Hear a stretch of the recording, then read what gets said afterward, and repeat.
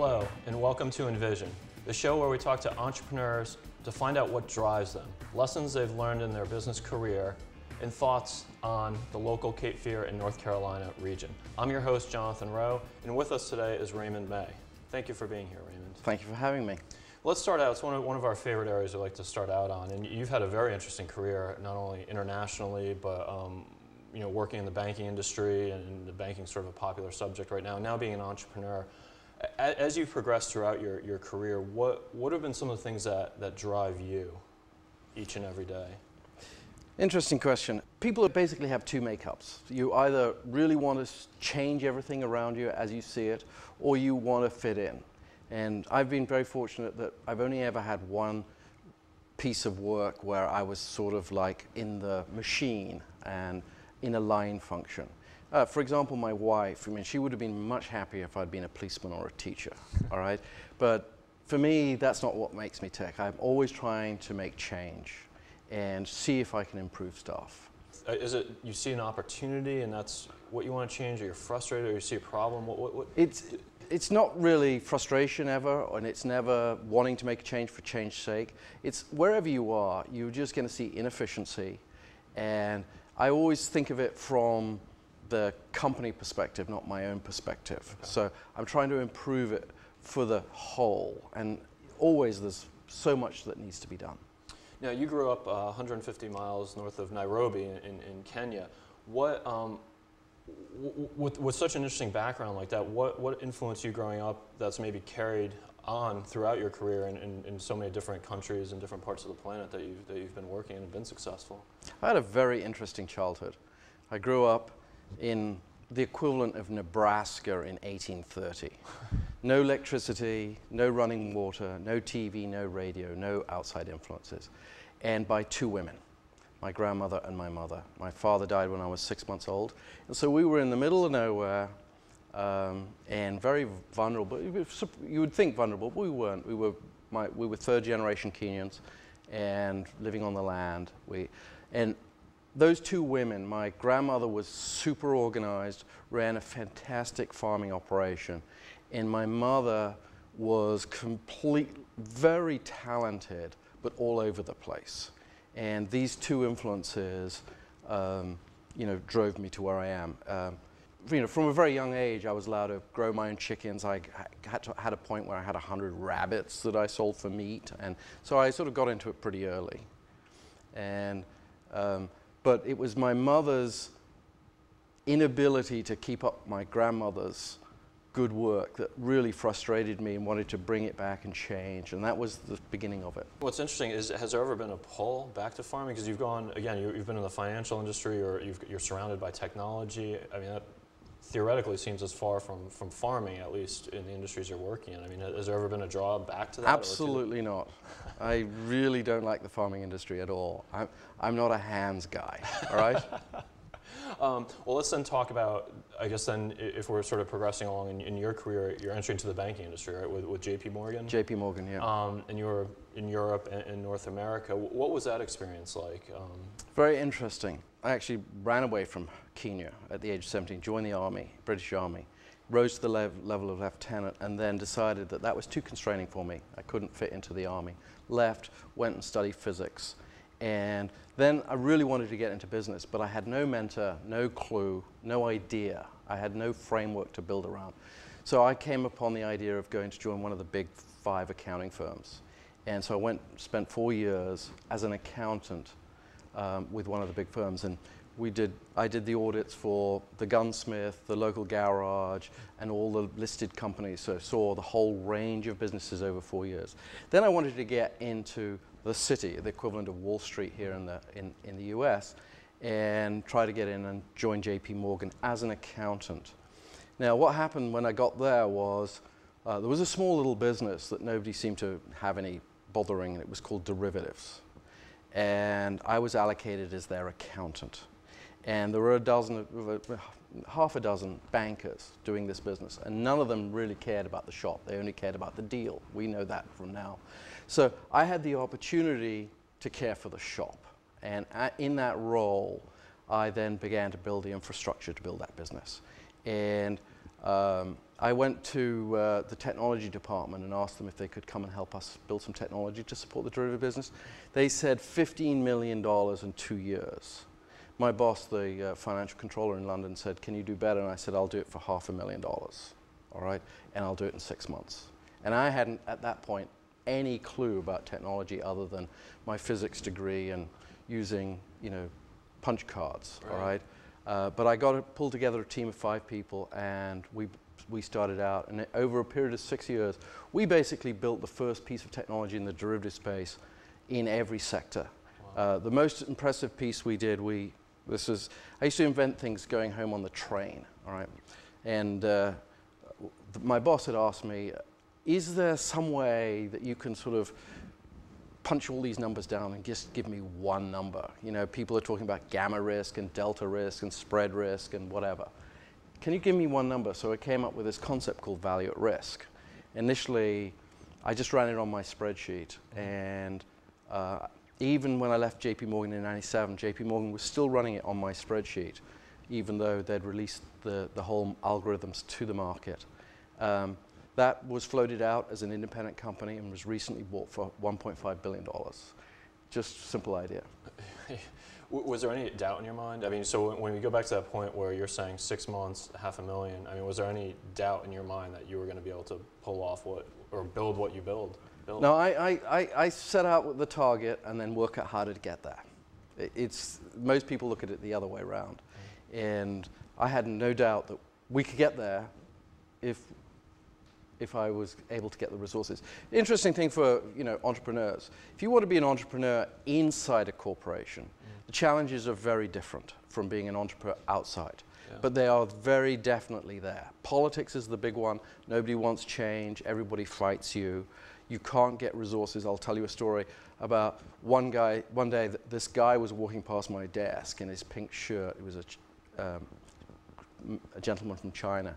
And I asked him, he used to come and linger around our 4 desks because we were always doing the exciting stuff. And I asked him what he was doing in the bank. And he said, well, I was hired as a consultant, but they haven't given me anything to do. I said, well, sit down. The guy worked for me for 5 years and eventually became a trader and did very well. Did you find fulfillment in being, you know, sometimes what they call an intrapreneur or corporate entrepreneur? Yeah. I mean, did you find fulfillment in that? I did that for 6 years, and I realized that the bankers were getting paid 500 times more than I was, and I was actually delivering all the stuff for them to build their businesses. So I actually cashed my chips and changed over to become a trader. And that was the time I found the most frustration, because I loved the building, and in the trading function, it's very much, you know, a trade for the moment, all right? Yeah. Even then, I decided to change how we did derivative trading, and so I set out on a whole bunch of projects within the trading world, because at that point, it was still a corporate finance activity, and I changed it to a trading activity, and we developed a whole number of new products. I won't bring credit default swaps in here, but so we, you know, even then I still became an entrepreneur, but I was still irking for the technical side, because I found that much more interesting, because you could see further and you could build better. Now, is that in part maybe what led you to then step away from? That's exactly. I promised myself that the next time I came up with a good idea, I wasn't going to give it to JP Morgan and the politics. I was going to walk away and build it. And that's the genesis of Blackbird. I left in '97, and we were going to build an exchange for derivatives, and we could have potentially saved the world a lot of heartache if the banks had allowed us to succeed. You know, I had 4 goals in building Blackbird. One was raising sufficient capital. Second was getting the regulatory framework in place for us. So that was the 2000 Act. Now, is this one, are we talking from a U.S. This is all in the U.S. Okay. Yeah, this is in the U.S. And that led up to the 2000 Act and derivative legal certainty. People blame Enron on it, but I think more than half the share goes to us, because we were the lead dog in that whole regulatory framework in 2000. We had to build the technology, and the technology at that time was relatively difficult. You know, the internet, I mean, we'd all just got our AOL accounts in '96, all right? So, and you got mail, right? Yeah, you got mail, all right? So building a high-performance trading system to trade, you know, 1 million different complex products was quite a challenge. and then to get the banks to use us, all right? I achieved the first 3 in the first 3 years, and we raised $40 million, we built the technology, we got the regulatory certainty, and then the banks wouldn't come to play. They felt that it was far too profitable business to see the light of day, and we obviously know the results of that. So I stepped away from that company in 2000 over strategic direction decisions with my investor, and went back into corporate America with a British company called ICAP. Very frustrating, again, because they have different agendas, and they hired me to try and prepare them for the technology revolution that they thought was coming. So carving out a place there for me to be an entrepreneur was relatively difficult. But I found one in Latin America. And I built up a group of engineers in Quito in Ecuador. And we built trading systems for Latin America. Colombia, Peru, Paraguay, Chile are all places we implemented our technology. And eventually we won most of the technology support for the Bolsa in Mexico. And then we were going to go on from there. Just to give you an idea how small the markets are in Latin America, we had 100% of foreign exchange trading in Paraguay. It generated about $150,000 in revenue. We had 14 staff, and it made a profit. Wow. All right? So it was a lot of traveling. It was sort of fun, but it wasn't really going anywhere. And at 2005, I decided I'd had enough of the commuting and that type of thing. It wasn't going anywhere. So I decided to come back to Charlotte and stop traveling. 2 things. There's a number of things that I think jumped out when you're going through those stories. Is back to Blackbird. You're dealing with a ton of stakeholders, right? You mentioned the banks, you've got regulations, and you're trying to build this. And you just mentioned we put together staff and raised $40 million. That's an impressive thing in and of itself. What were some of the things? I mean, here you have the idea, and next thing you've got funding, you've got people building it. Now you've got some people who unfortunately are preventing it from becoming reality or being successful. But how did you do that? How did you find the people? How did you raise the money? What was that experience like? What are things that our audience can maybe learn from you in that process? Well, any startup, I have this vision in my head, all right? It's a steep hill, and you're pushing a very heavy ball. And you can't ever let go and let the ball roll you over. And you've got to continually move it up the hill. That's the vision I always have. And you've got to decide each and every day what you can do to help push that ball up, all right?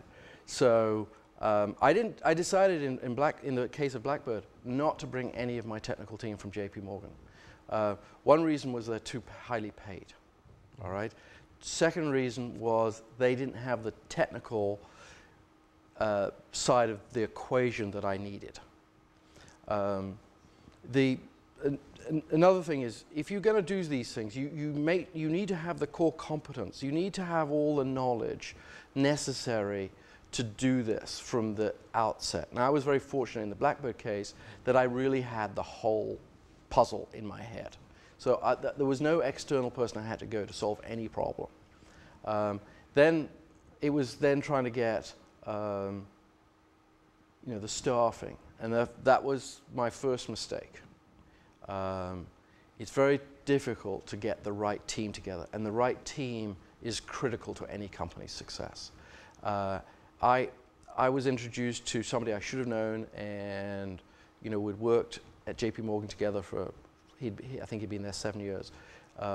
He was related to me, but I didn't know him, but he knew me, and lots of my fellows knew him, and I was introduced to him as a perfect partner.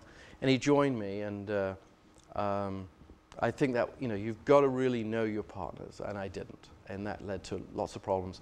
I decided to hire locally in the Carolinas, and I went to NC State and UNC, and we went to Virginia Tech, and we hired right out of school, and I decided I was going to train these people myself. And Wilmington's got the result of this, because that's why we're here now, because that team is here in Wilmington, and I've joined up with them. And I much prefer to build my own team than to go and get somebody else's team and try and change them. So finding really good raw talent is definitely preferable.